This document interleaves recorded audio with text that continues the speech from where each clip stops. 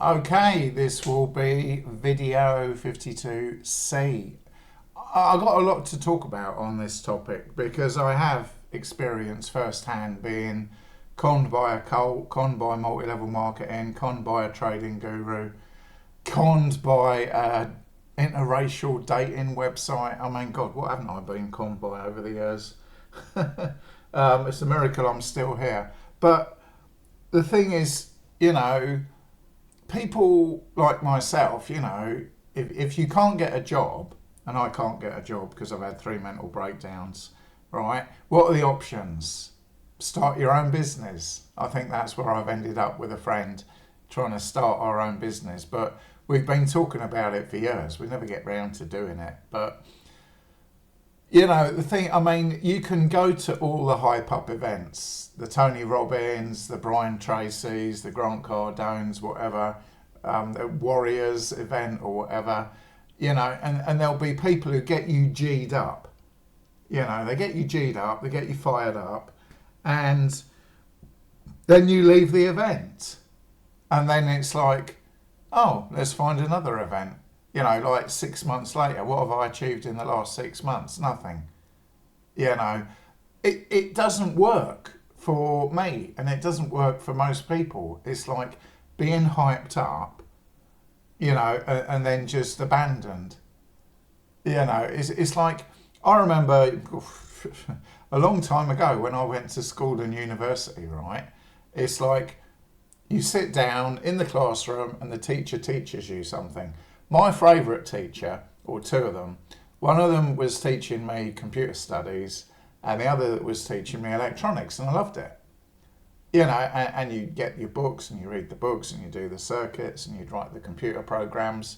And over the period of 3 or 4 years, you would get to be quite good at electronics or computing. And then I went to get a degree in electronics, another 3 years. And by the end of several years of education, you could. Then I got a job. That's the normal way of doing things, and it can take. I mean, years. I guess university was focused exclusively on the electronics, but at school you're doing other subjects as well. But the actual amount of time it takes to learn a trade or learn a skill and get a job, people go on these sort of government funded courses to, be a cyber person or be a plumber or be a builder or whatever. That's the normal way of doing it. Teach you at a pace you can understand, practice it. I remember in the school that I went to, there was this process they called the Nuffield way of education, and they had it for chemistry and physics. So it wasn't just theory out of a book. You'd do experiments and you would see for yourself it working, right? And over decades and decades of how do people get educated, how can we teach them stuff in less time, to make education more efficient, but there's certain, I mean, maybe I'm a slow learner, but there's people who are what I would call sharper than me, right? And they can sort of pick things up. But education, especially for kids, you can't try and, they'll forget it all. And if they haven't seen it and they haven't understood it and it hasn't gone in, they'll forget about it. Of course they will. But, I've been on these sort of hyped up courses, right? And they're just bullshit. They are literally bullshit, because before you've had a chance to see whether something actually works or not, they're on to the next thing. And the next thing is built on the previous thing, and you don't know whether the previous thing works, and your head is in a spin. And as long as they keep throwing stuff at you, there was this place in London at Imperial Wharf where this trading guru was. These courses are just like, they're mad. It's like 8 to 10 hours a day kind of thing. You're learning too much to test whether it works or not. And then the assumption is you'll go away and take what you've learned and apply it. and it's just too much in your head, and because it's an attractive skill, they can charge people 3,000, 10,000, 20,000 because they convince you that if you know this, then you're going to make, I don't know, 10% a month or whatever. And I've did earlier videos in this, I think it was 52A, 52B, where I talked about this. Yeah. And it's really important to understand the hype, to pick it apart. Now, in the cult, ICOC, ICC, now RCW, right? They've got their sort of program, first principles, yeah? And, they go through it with a person step by step. But the person doesn't see that they're being brainwashed and manipulated. Because if they did, they'd leave. And some do, but many don't.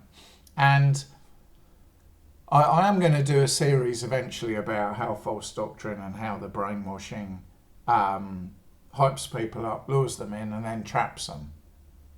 In the ICOC cult, it's a case of, if you don't do what they say, then you don't love God anymore. Oh, well, in the Bible studies, you agreed that you were going to live according to the Bible and follow God. And then the leader tells you something, and they use that as leverage. It's like, well, in the Word of God study, you said you were going to live your life according to the Bible. And now, when your discipler tells you something, why don't you obey God? And it's sort of an educational program that is used to manipulate you. And it's like, how sick and twisted is that? That's not what the Bible's about. But, it's these hypey people who scam you in one way or another. With the trading gurus, they'll show you a chart, and they'll show you their strategy works on one chart, right? And then they'll move on to something else. But they're literally making the strategy to fit the chart. You try the strategy again on something else and it doesn't work. And you might say, well, hang on a minute, a lot of these trading type courses, they have successful clients. No, they have lucky gamblers. They don't have successful clients, because where are those people now? I remember when I got conned by this devil from Oxshot, this trading guru, right? I actually followed up on some of the people he used to hype up as successful traders. There was one lady, and she doubled her money in a year, right? And then the next year she'd lost everything using the exact same techniques. But they didn't bring her back and say what happened. They only showed her when she was successful. There you go. That's the hype often covers a lot of lies. Somebody might have made a successful business by following the techniques of a guru. And then 2 years later, they're arrested for fraud. It's like, it's this hype that lifts you up, and then the reality that drops you back down to earth again. That's what I mean. Whether it's crypto, crypto goes up and up and up and then crashes right down. Or a lot of these new cryptos, like the Trump coin or Melina coin, you just get rug pulled. I find it absolutely insidious that a president who is meant to serve the people has scammed $500 million out of them on crypto. Who's he serving? He's serving himself, isn't he? And cult leaders serve themselves. These trading gurus serve themselves, right? And when you actually dig deep into the results, a lot of these people who sort of join a cult and they get hyped up and they say, oh, I've turned my life around, I'm off drink, I'm off drugs, I found a wife, whatever. You do realise that most of them, the statistics are that you're more likely to get divorced in a cult than if you just go to a normal church, because the pressure they put on people, most people leave, and then most people's marriages fall apart because it wasn't based on love. It was based upon the cult leader putting a saleswoman with a salesman, to make them look glossy on the stage. Right, let me just tick off these one by one. So, hyped up by a cult and then burnout. Dream interpretation. Let me just quickly, I sometimes get these dreams and they're repetitive. Maybe I'm in a really nice hotel, maybe I've rented a room or something, and I always lose my luggage or I lose a bag. And I've had this dream probably, I don't know, 100 times where life seems to be going well and then somebody nicks my bag or I lose my luggage, or, I'm just in the middle of a city and I've lost my phone and I've lost my wallet, and I'm panic, and then I wake up from the dream kind of thing. Or sometimes in the dream I find the person who nicked it and then I kill them, because in a dream you can do anything. Nice fast backslash with my army knife. I usually slash their throat and kill them or shoot them. I don't do that in the real world.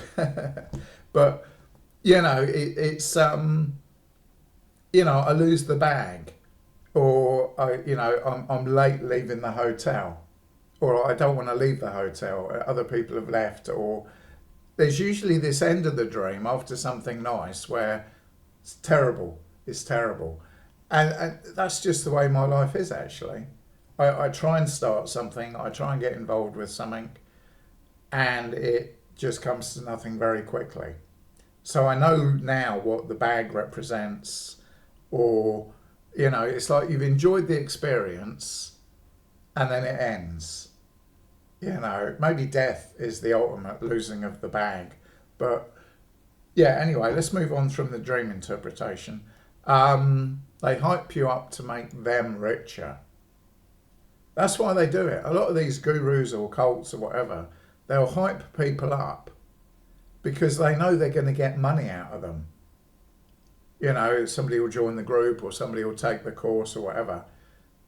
The person on the stage will make money. Multi-level marketing, right? They get you hyped up, they tell you the best case scenario, they get money out of you, and then their drug is getting that money. Their role is basically to tell you a fantasy story about there's this place called heaven, or this is a way to make money, or this is how to get a woman, or whatever. Pump and dump, kind of thing. And it, for some people it became, for me, I put myself in this category. You can go round this loop. So when I was a kid, I got educated, I got a degree, I got a job. Brilliant. Normal life, normal person. Yeah. But then I got recruited into a cult. I was looking to get married, and I thought, oh, this is all my dreams come true. I got the job, I could get a wife, get kids, and have a normal life. But the cult, I've told many a time, came to nothing. But then I got conned by the Forex guru. Then I got conned by multi-level marketing. And somewhere along the line, I got conned by a dating website as well. So this looks interesting. Let me get involved. No, it will come to nothing, right? And then in my 50s, you just become so skeptical about everything. You basically don't trust anyone, and that's the sort of sad way to be. I don't have a happily ever after story yet. Maybe I will make this business. Maybe something good will happen. But something can seem good and then it can go oh so bad. Like getting married and then getting divorced, or getting a job and then getting fired. And it can become a loop. Right, let's do part D.